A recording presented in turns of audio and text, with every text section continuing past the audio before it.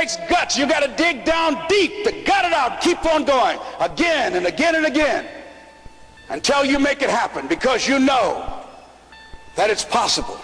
Now, what do you do during the hard times, Les? Here's what you must do. Number one is you must have faith. Paul said you must have the faith to call forth those things that be not as though they were. Judge not according to appearances. Don't judge your circumstances and the possibilities for your future based upon what you have now and because of what's going on now. No, no, no, no. That's not the real reality there. What you're going through, if you're going through some hard times, it has not come to stay, it has come to pass. It's all right. Now, second thing is, repeat this after me. Something you should affirm to yourself every day. Repeat this, please. No matter how bad it is, or how bad it gets, I'm going to make it. Say that to yourself every day. As I used to say to myself, when I would get up in the Penobscot building and I had to go into the bathroom and bathe in the bathroom sink, I had written on the mirror that I put up, it just pasted up, and I read, no matter how bad it is or how bad it gets, I'm going to make it.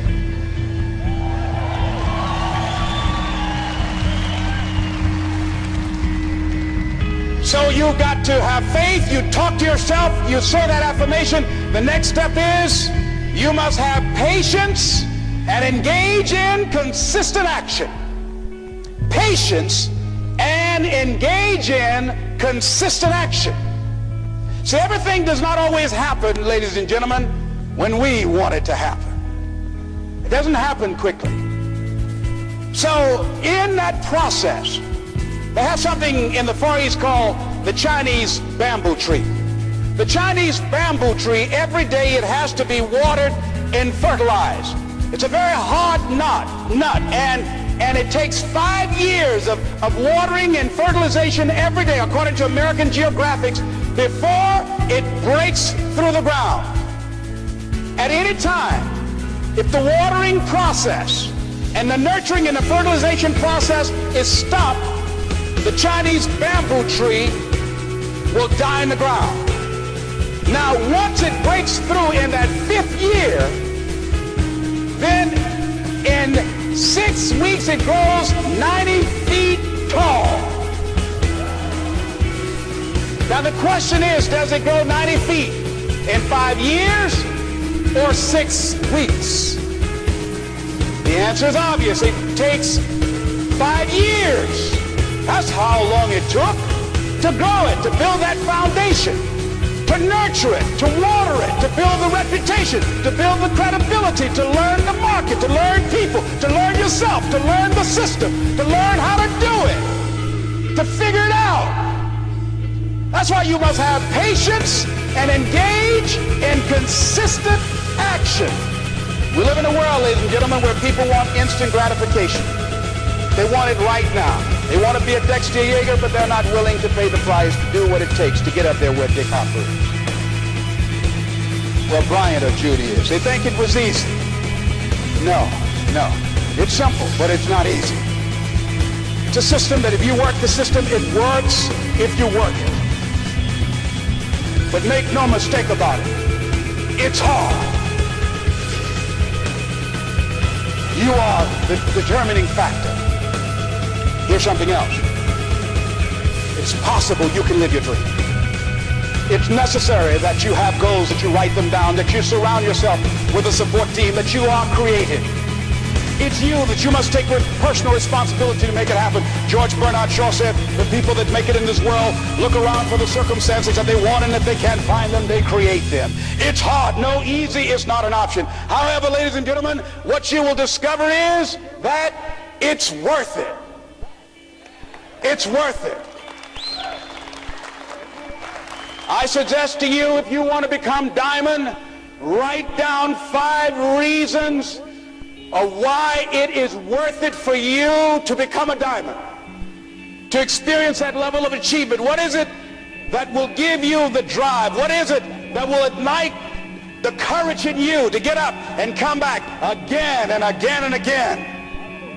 How is it that you would be able, what reasons that can tap in to that deep down feeling that goes to your gut, that no matter how many times you get knocked down, that you're coming back? What is it? Write it down. Let me tell you something, ladies and gentlemen. You saw that picture up there, the lady, Mrs. Mamie Brown. I'm flying from here tomorrow morning to be with my adopted mother.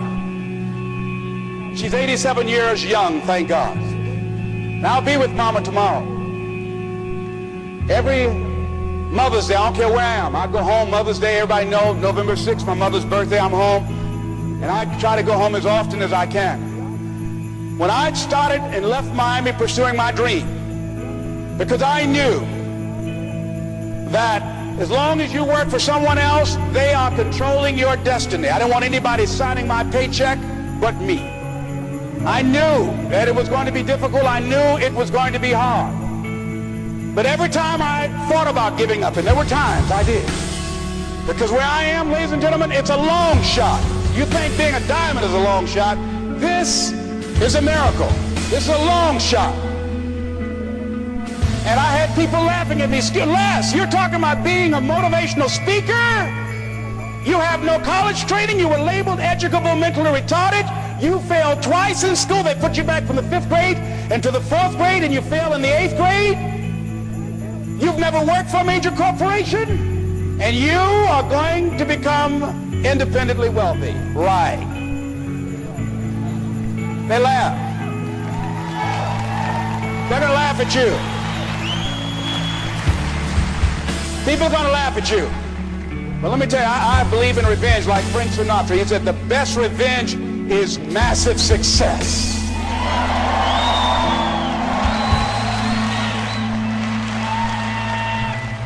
Ladies and gentlemen, when I was driving around with my mother and she saw a house, we were just looking for homes, and we drove an exclusive area of Miami where the coach of the Miami Dolphins, Don Shula, lives in that area called Country Club. My mother saw this house. Oh, what a beautiful home. And we looked at it. She said, oh boy, I would love to have something like that. One day I would feel like Mrs. Rockefeller. I said, you like that, Mom? I said, yeah. I said, oh, we just kept driving. I did not let my mother know at that time that I had it etched in my mind that I was going to do whatever number of meetings, whatever number of contacts, whatever number of calls I had to make, whatever it took to make that become a reality. And the day that I drove to that house and said, Mama, you remember that house you saw? We got out the car. I said, yes. I said, I really know the people that live there. She said, you do? I said, yeah, let me take you in and show it to you.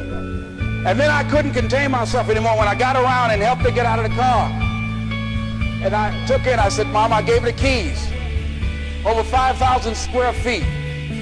Large size Olympic pool, 12 feet deep, on a golf course, basketball court. I said, Mama, this is for you. And ladies and gentlemen, to see my mother walk around this house, this woman who only has a 3rd grade education, never had any children of her own.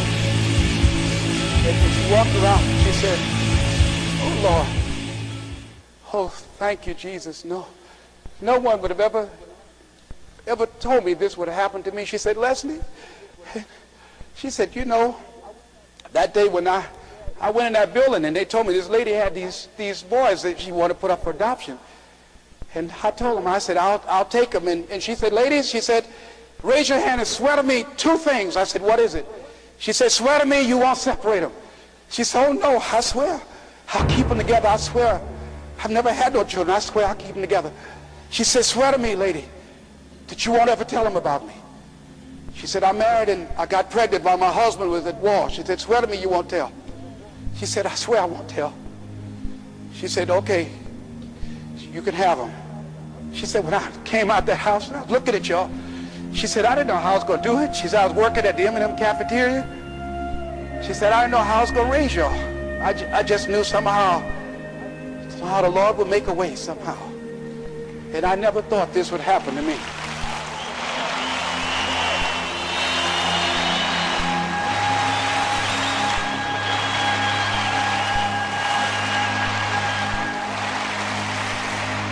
I know. And during those moments when it's hard, not only must you have patience and engage in consistent action, but you must turn to a power greater than yourself and just say, Lord, whatever I face today together, you and I can handle it. And I know some way and somehow you'll make a way for me.